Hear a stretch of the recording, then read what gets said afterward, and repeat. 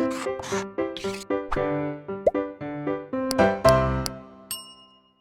students, this is your science ma'am Shalini ma'am. Welcome back to Blueprint Digital. जिन्होंने अभी तक इस channel को सब्सक्राइब नहीं करा है, क्विकली सब्सक्राइब करें।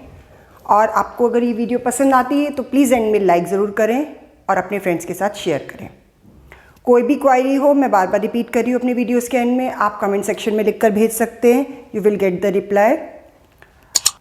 पिछली वीडियो के अंदर हमने प्लांट टिश्यू के बारे में पढ़ा था। Different type of plant tissue हमने सारे स्टडी किए थे। अगर आपने मेरी पिछली वीडियो देख ली हो अभी, अब जो वीडियोज़ आ रही हैं इसके अंदर हम एनिमल टिश्यू के बारे में पढ़ेंगे। मैंने थोड़ा सा डिफ्रेंसिएशन किया था कि एनिमल टिश्यू और प्लांट टिश्यू थोड़े से डिफरेंट होते हैं, थोड़े से क्या टोटली डिफरेंट होते हैं, क्योंकि रिक्वायरमेंट ही अलग है। प्लांट्स के अंदर रिक्वायरमेंट अलग होती है टिश्यू की, और एनिमल्स के अंदर रिक्वायरमेंट अलग होती है। प्लांट्स को एक ही जगह पे स्टेबल रहना पड़ता है, वो अपनी ही जगह पे अपनी ही प्लेस पर मूवमेंट शो करते हैं। बट जो एनिमल्स होते हैं they move from one place to another, तो उनकी रिक्वायरमेंट अलग हो जाती है, ठीक है, टिश्यू की। तो उसके लिए उनको मसल्स भी चाहिए, उनको स्टेबल होने के लिए बोन्स भी चाहिए, ठीक है, प्रॉपर मूवमेंट के लिए। तो अलग अलग टाइप के टिश्यूज़ का अलग अलग फंक्शन है जो हम यहाँ पर पढ़ेंगे, ठीक है। दूसरी चीज़ होती है ग्रोथ की। प्लांट की जो ग्रोथ होती है एक स्पेसिफिक रीजन्स पे होती है, रूट्स पे, शूट्स पे, ठीक है, जो हम स्टडी कर चुके हैं ऑलरेडी मेरिस्टेमेटिक टिश्यू के अंदर। बट एनिमल ग्रोथ जो होती है ऑल बॉडी पार्ट्स में होती है, ठीक है, प्रॉपर ग्रोथ होती है। तो उनके अंदर रिक्वायरमेंट जो होती है टिश्यू की दैट इज़ टोटली डिफरेंट। तो इसलिए हमारे जो एनिमल्स के अंदर जो टिश्यू होते हैं वो डिफरेंट तरीके से वर्क करते हैं और डिफरेंट उनके फंक्शन होते हैं, डिफरेंट उनके टोटली स्ट्रक्चर होते हैं as comparison to plant tissue. तो let's start with the animal tissue. देखिए एनिमल टिश्यू 4 टाइप्स के होते हैं: epithelial tissue, muscular tissue, connective tissue and nervous tissue. इनकी फर्दर क्लासिफिकेशन होती है, वो हम एक एक करके पढ़ेंगे। तो सबसे पहले जो हम स्टडी कर रहे हैं that is epithelial tissue. Epithelial tissue को एपिथेलियम के नाम से भी जाना जाता है, ठीक है, तो आप एपिथेलियम भी कह सकते हैं। अब एपिथेलियल का मतलब हो गया एक तरह से कवरिंग, आउटर लेयर, ठीक है। तो जो हमारी बॉडी की जितनी भी ऑर्गन्स की या बॉडी पार्ट्स की जो भी कवरिंग होती है, ठीक है, आप देख रहे हैं स्किन, तो सबसे ऊपर जो इसकी लेयर होती है that is of epithelial tissue, जिसमें बहुत सारे ग्लैंड्स पाए जाते हैं, हेयर्स पाए जाते हैं, that is an example of epithelial tissue. बहुत कॉमन एग्जांपल दे रही हूँ। तो आइए देखते हैं एपिथेलियल टिश्यू होता क्या है। दीज आर द कवरिंग और protective tissue in the animal body. Covering और प्रोटेक्टिव टिश्यू ये हमारी बॉडी को, बॉडी ऑर्गन्स को प्रोटेक्ट भी करता है और कवर भी करता है। कवरिंग का मतलब हो गया अपर, तो स्किन हमारी बॉडी को कवर करती है, ठीक है, और उसे प्रोटेक्ट भी करती है इंटरनल पार्ट्स को। सो कवरिंग और protective tissue in the animal body with little और नो इंटरसेलुलर स्पेसेस। बहुत कम इंटरसेलुलर स्पेसेस होती है या बिल्कुल ही नहीं होती हैं, ठीक है। इंटरसेलुलर स्पेसेस होंगी तो क्या होगा, बाहर के सारे पार्टिकल, जर्म सब अंदर एंटर कर जाएंगे, ठीक है। तो या तो बहुत लिटिल इंटरसेलुलर स्पेसेस होती है या बिल्कुल नहीं होती है। और जो होती भी है वो एक्सचेंज ऑफ मटेरियल्स के लिए होती है, जैसे जहाँ पर ग्लैंड्स प्रेजेंट है। Cells are tightly packed. Cells जो होते हैं बहुत टाइटली पैक्ड होते हैं एक दूसरे से, ठीक है, and form a continuous sheet. एक कंटिन्यूअस शीट की फॉर्म में होते हैं इस तरीके से,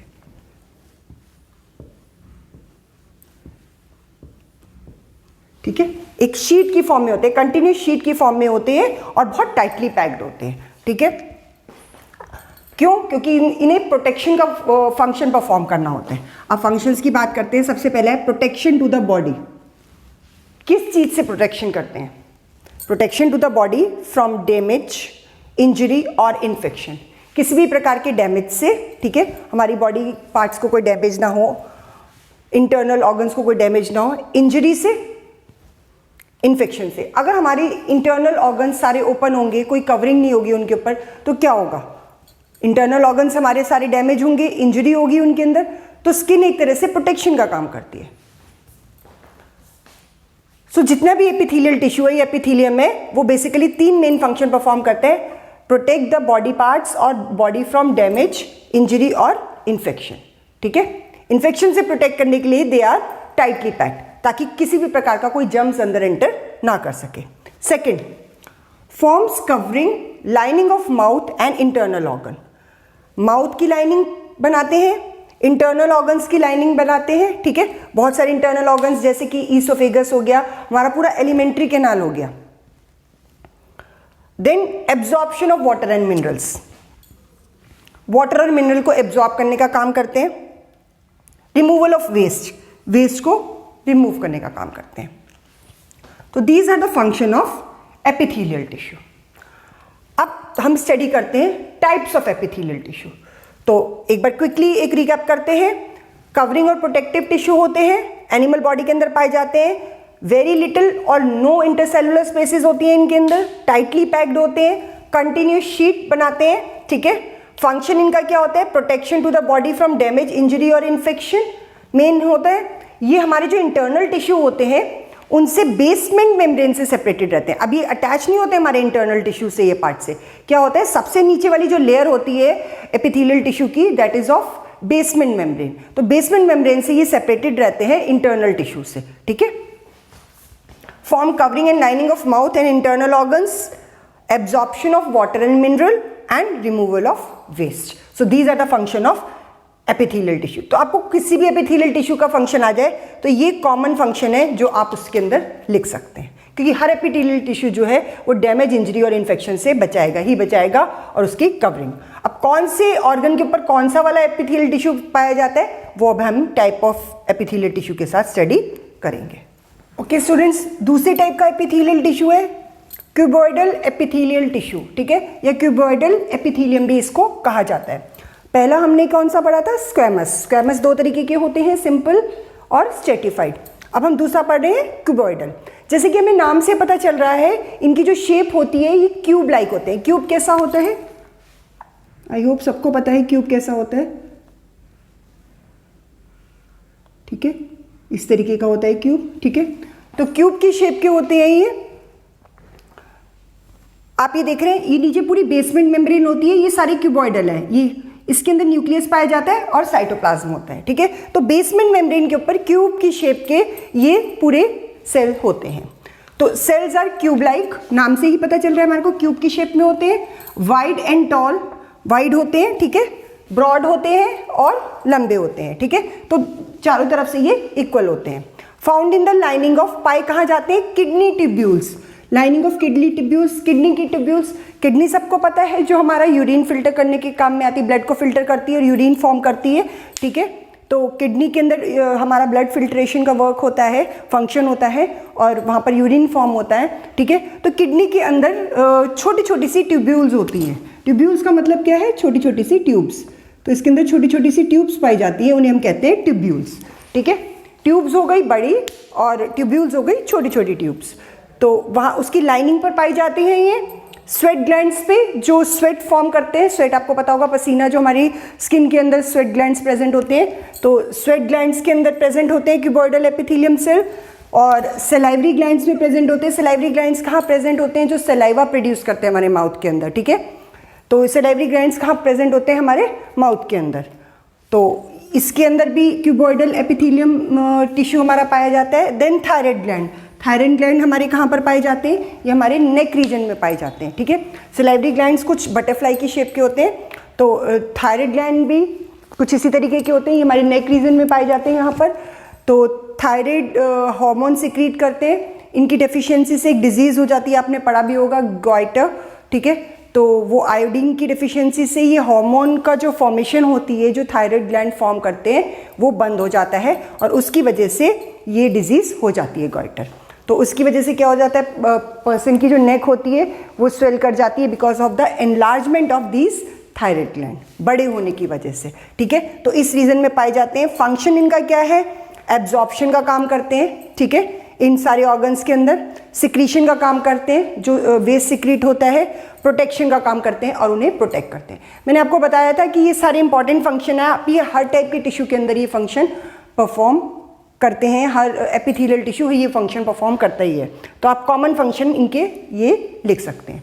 तो एक बार क्विकली देखते हैं, क्यूबॉइडल एपिथेलियम टिश्यू कहाँ पर पाया जाता है? सेल्स जो होते हैं क्यूब लाइक होते हैं, वाइड एंड टॉल होते हैं, ठीक है। नीचे बेसमेंट मेम्ब्रेन से कवर होते हैं, बीच में न्यूक्लियस पाया जाता है। कहाँ कहाँ पाए जाते हैं? किडनी ट्यूब्यूल्स की लाइनिंग पर, स्वेट ग्लैंड्स में, सेलाइवरी ग्लैंड्स में, थायराइड ग्लैंड्स में। और फंक्शन क्या होता है? Absorption, secretion and protection. और शेप आपको पता ही है क्योंकि नाम से हमारे को पता है, तो क्यूबॉइडल एपिथेलियम है तो ये क्यूब लाइक है। तो अब हमारा थर्ड टाइप का हमारा टिश्यू है epithelial tissue, that is columnar epithelial tissue. अब ये भी हमारे को नाम से पता चल रहा है, जैसे वो था क्यूबॉइडल तो उससे हमने बता दिया था कि क्यूब की शेप का होता है। अब ये किस शेप का होता है? कॉलुमिनर का मतलब कॉलम की शेप का। कॉलम किसको कहते हैं? पिलर्स को। तो पिलर्स की शेप के होते हैं इस तरीके से, जैसे पिलर्स खड़े होते हैं ना, तो वैसे इनकी पूरी एक लेयर होती है पिलर्स की फॉर्म में। यानी कि ये ब्रॉड कम होते हैं, लंबे ज़्यादा होते हैं, टॉल ज़्यादा होते हैं, वाइड कम होते हैं। ठीक है, तो नाम से ही हम आइडेंटिफाई कर सकते हैं कौन से टाइप का टिश्यू है। तो सबसे पहले सेल्स आर पिलर लाइक, ठीक है, पिलर लाइक होते हैं, टॉल होते हैं, ठीक है, लंबे होते हैं, found in the lining of stomach, stomach की लाइनिंग, स्टमक यानी ठीक है ना हमारा जो पेट होता है अंदर, तो स्टमक की लाइनिंग को कवर करते हैं अंदर से, वहाँ पर पाए जाते हैं वाले टिश्यू। गॉल ब्लैडर की लाइनिंग को कवर करते हैं और इंटेस्टाइन की लाइनिंग को कवर करते हैं। तो लाइनिंग मतलब कवरिंग उनकी देना, तो उनकी लाइनिंग बनाते हैं स्टमक की, गॉल ब्लैडर की और इंटेस्टाइन की। तो इस टाइप के होते हैं। नीचे बेसमेंट मेम्ब्रेन होती है, मैंने आपको बताया था जितने भी एपिथेलियल टिश्यू होते हैं वो नीचे जो सबसे नीचे लेयर होती है वो बेसमेंट मेम्ब्रेन की बनी होती है, क्योंकि बेसमेंट मेम्ब्रेन ही वो मेम्ब्रेन है जो इनको दूसरे टिश्यू से सेपरेट करती है। ठीक है, अदरवाइज दोनों टिश्यू आपस में मिल जाएंगे। ठीक है, तो ये जो लेयर होती है बेसमेंट मेम्ब्रेन की, ये इनको दूसरे टिश्यू से सेपरेट करती है। तो इसके अंदर साइटोप्लाज्म होता है, हर सेल के अंदर न्यूक्लियस प्रेजेंट होता है। फंक्शन इनका सेम है, एब्जॉर्प्शन करना, सिक्रीशन करना और प्रोटेक्ट करना। ठीक है, तो अब आप देख रहे हैं क्यूबॉइडल का भी और कॉलुमिनर का भी दोनों के फंक्शन सेम है, बट डिफरेंस कहाँ पर आ गया? इनकी प्रेजेंस के ऊपर, इनकी अक्रेंस के ऊपर, कहाँ पर पाए जाते हैं। ठीक है, तो ये लाइनिंग ऑफ स्टमक में पाए जाते हैं, गॉल ब्लैडर में पाए जाते हैं और इंटेस्टाइन की लाइनिंग में पाए जाते हैं। और वो कहाँ थी? किडनी में, ठीक है, थायराइड ग्लैंड में, सलाइवरी ग्लैंड्स में, उनकी लाइनिंग कवर करते थे, वहाँ पर पाए जाते थे। ये पिलर लाइक होते हैं, वो क्यूब लाइक होते हैं। ठीक है, कॉलम से, तो हम नाम से इनको आइडेंटिफाई कर सकते हैं। देखिए हर टिश्यू के बारे में आपको मालूम क्या होना चाहिए? अक्रेंस कहाँ पर कहाँ पाए जाते हैं, उनका स्ट्रक्चर कैसा है और उनके फंक्शन कैसे हैं। तो कभी भी डिफ्रेंशिएशन के लिए आएगा किसी भी दो टिश्यू के बीच में, तो आप इन 3 पॉइंट्स के ऊपर डिफ्रेंशिएट कर सकते हैं। ठीक है ना, तो मैंने बहुत सिंपलर वे में आपको ये एक्सप्लेन कर दिया है। 4 टाइप का एपिथेलियल टिश्यू है, सिलिएटेड एपिथेलियल टिश्यू। ठीक है, अभी तक हम 3 पढ़ चुके हैं ऑलरेडी। स्क्वेमस 2 तरीके का होता है epithelial tissue, simple and stratified, and then we have done cuboidal, then we have done columnar जो कॉलम की शेप का होता है, and the 4th type of epithelial tissue is ciliated epithelial tissue. अब जो क्यूबॉइडल था उसका नाम, क्योंकि उनके सेल क्यूब की शेप के होते हैं इसलिए क्यूबॉइडल पड़ा। जो कॉलुमिनर था उनकी सेल जो होते हैं पिलर की शेप के होते हैं, इसलिए वो कॉलुमिनर पड़ा। अब सिलिएटेड का मतलब यहाँ पर क्या है? सिलिएटेड वर्ड इनको इसलिए दिया गया है क्योंकि इनके जो सेल्स जो होते हैं वो सीलिया प्रेजेंट होता है उनके अंदर। अब सीलिया क्या होता है ये भी हम बताएंगे अभी।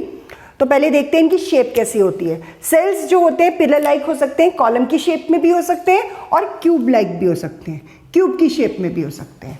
तो दोनों टाइप की शेप इसके अंदर प्रेजेंट हो सकती है। तो सिलिएटेड एपिथेलियल टिश्यू जो होते हैं वो पिलर लाइक भी हो सकते हैं और क्यूब की शेप में भी पाए जा सकते हैं। ठीक है, cilia are found on the free surface for movement. अब सीलिया क्या चीज़ है भाई? ये नया सा टर्म कहाँ से आ गया?